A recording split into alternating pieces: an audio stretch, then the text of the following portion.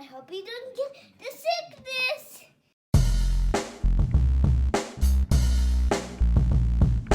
My boy Kurt is a stay-at-home dad, watching Disney movies he never had. His daughter digs through all the VHS, crushing the classics in a princess dress. Informed like Scuttle, Kurt's got your ticket, making it real like Jiminy Cricket.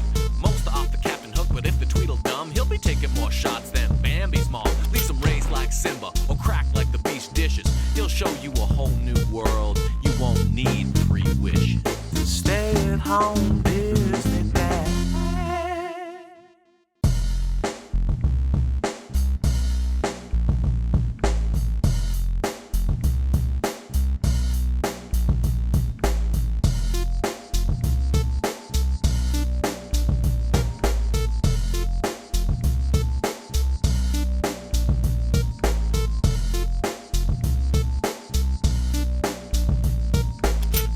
London, 1800s. Is this about Jack the Ripper? Run, little mice prostitutes! Oh, that's gotta be a record. Let's do it! Great Mouse Detective. The father makes a dolly for his daughter, Olivia, and a shadowy figure starts banging at the door. He shoves his daughter in like a cupboard, and this monster breaks in, and she hears her dad screaming. Well, another record. Dead parent in under 2 minutes. Check that box. It's a Disney classic. Also, that creature was legitimately terrifying. I fear this is going to be like the up and down of like The Rescuers. Henry Mancini did the music. The Friday the 13th guy?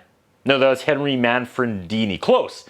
We meet the chubby mouse detective sidekick Basil. London rains, London sucks. He immediately finds the orphan girl and she's trying to find the mouse detective to solve the mystery of her missing father. Why, little girl, there's no mystery at all. He was killed by a monster. English stereotypes dance across my screen. This is Basil of Baker Street, the great mouse detective. He makes his entrance. He's wielding a revolver and bragging that he just got back from Afghanistan. He drops the "elementary, my dear" line and shoots a stack of pillows. He's looking for the bullet in the pillow, but the little girl finds it first. He puts it under some like mouse microscope and declares it's another dead end. And my VHS tape starts scrambling and dropping out and it doesn't play anymore. Time to queue it up on Disney Plus. The dad, Hiram Flaversham. He's actually alive. He was alive and captured by the evil villain Professor Ratigan. He's a giant rat. Flaversham is an inventor. He made a robot that pours tea. Ratigan is blackmailing him into building him something. It's vague. We meet that bat monster thing that kidnapped the old man, and he's a lot less scary now. He's kind of a bumbler. The Rat King wants to kill the queen and become the king. This is the story arc, and then he breaks into song and it's terrible, and oh my, how Disney just stumbled through the 80s until The Little Mermaid came along. The dad refuses to do it. He won't build Ratigan the thing, so Ratigan comes up with an evil plan. This movie, isn't bad so far, but it's not blowing me away. There's a fight that takes place in an old-timey toy shop, which the animation is really good. It's really well done. And then the bad thing kidnaps his kid. I've just never been a fan of creepy old London stuff. I was all about true crime books and documentaries long before housewives became addicted to Netflix, and that's a weird flex, but I'm telling you the truth. I'm telling you that if this was about Son of Sam or the Manson family or Zodiac, Bundy, Pogo the Clown, I'd be all in, but Jack the Ripper has never done anything for me, and I don't know why. I don't find London scary. The accents, the old-timey streets, everyone's smoking a pipe. I don't know. It should, but it doesn't, and I feel the need to apologize for that, but I've never been like, oh, Scotland Yard, yikes, what a mess. I don't even know if that's the right accent. I'm sorry. The smoke clears from the fight. Basil and Dawson find a list the peg-legged bat dropped after he kidnapped the girl. They analyze and they figure out it came from a seedy pub where the sewer and the river connect. Back at Ratigan's lair, Rat King shows the inventor that they have indeed kidnapped his daughter, so he agrees to build him the thingamajigger after all, and he has to build it tonight. Turns out the bat, Fidget, is 100% a bumbler, keeping up the strong tradition of Fidgets named bumblers? What did I write there? Professor Ratigan realizes Fidget dropped the list and assumes Basil is on his case now. Basil and Dawson go undercover and he's smoking! A barroom brawl is about to break out, but then a young lady mouse who looks like a Bianca from The Rescuers sings a throaty like Marilyn Monroe number for the crooks that she dances on the stage and calms everyone down. Quote, "So dream on and drink your beer, get cozy, your baby's here, let me be good to you." Goes into stripper territory real quick. What is happening? She sings, "I will take off all my clothes, there's nothing I won't do for you." Those can't be the lyrics, I gotta Google this. "Let Me Be Good to You" by Melissa Manchester. "I'll take off all my blues for you." Don't know what that means. I'm gonna assume blues is a British word for underwear. Dawson, who has never felt the touch of a woman, is like, case closed, he doesn't care anymore. He just wants to drool over this showgirl. This is like the path in his life, everything before this and everything after that. The daughter is The inventor and his daughter can die. He doesn't care. The bat thing's there too, and it's just as thirsty as Dawson. After all that, the bar fight happens anyway. They follow the bat back to the secret lair, but it was a trap. Ratatouille crime boss and his henchmen are waiting for Basil and Dawson. They surround them and they laugh, and there's this trippy, half-dissolved, floating heads moment that's really disturbing. Basil's shoulders sag, and he sadly looks at the floor. Oof!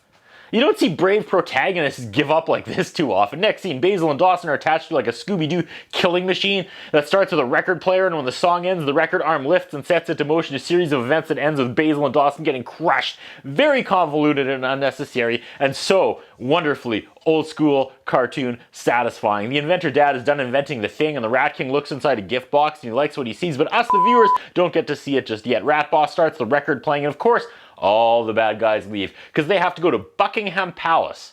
They leave in a Teddy Ruxpin airship, which is really fun. Teddy Ruxpin was awesome. They're going to kill the queen, who's also a mouse. They deliver her a present, the one they blackmailed the toy maker into making. Here's the reveal. Let's see what he built.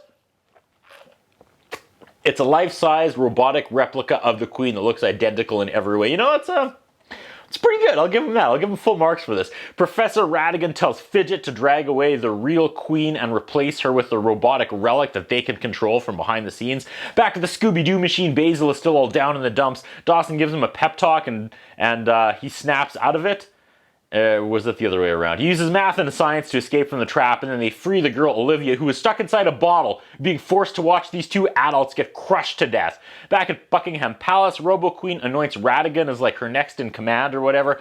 Dawson, Basil, and Olivia ride a dog to Buckingham Palace. Fidget is about to feed the real queen to a cat, but the dog with the trio on its back shows up and scares the cat away, saving the queen mouse. Back in the palace, Ratigan is reading his list of new mean laws, and the people are sad and booing. Ratigan yells, "I have the power!" Suddenly, Robo Queen starts besmirching Ratigan and sassing him in front of everyone. Turns out, backstage, Basil now has control of her controls, and the people revolt against Ratigan, who escapes the mob and threatens to drop Olivia to her death. Instead, he escapes with her.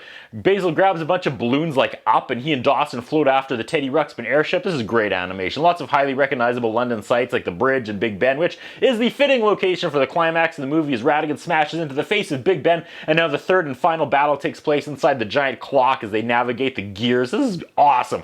Ratigan with Olivia in his clutches tosses around Basil, then Olivia gets free but lands in some gears where Basil saves her from getting crushed. Ratigan is absolutely feral in these final moments. Once again, Disney going just out for these fight scenes. This is high quality stuff. Olivia jumps onto the makeshift balloon thing with Basil as Ratigan absolutely tears up and down and owns Basil in one final fight on the exterior of Big Ben, and as Basil hangs like Mufasa from the rainy edge, Big Ben rings and both Basil and Ratigan fall to their deaths, but Basil of course saves himself. Full marks for that final scene. Everyone is okay except for Ratigan. Basil says goodbye to Olivia, and that has some weight. Dawson also says goodbye. The case is over, so Dawson can leave. There's no reason for him to be there anymore. Basil is sad. Suddenly a girl knocks on the door looking for the famous duo of Basil and Dawson. Nice. This is a great ending. They remain a team as we end with the exterior of their tiny home, and all is well in the world as they begin their next case together. Bam, that was some good stuff. Based on Basil of Baker Street, which Wikipedia tells me was a hugely successful line of children's books.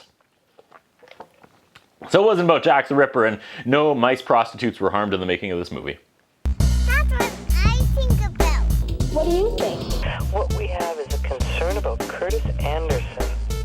His interviewing style is not the best. His personal appearance is not the best. I was wondering if the man has some kind of a hold over the channel that he's allowed to be employed for so long with the standards of journalism and personal appearance that he has.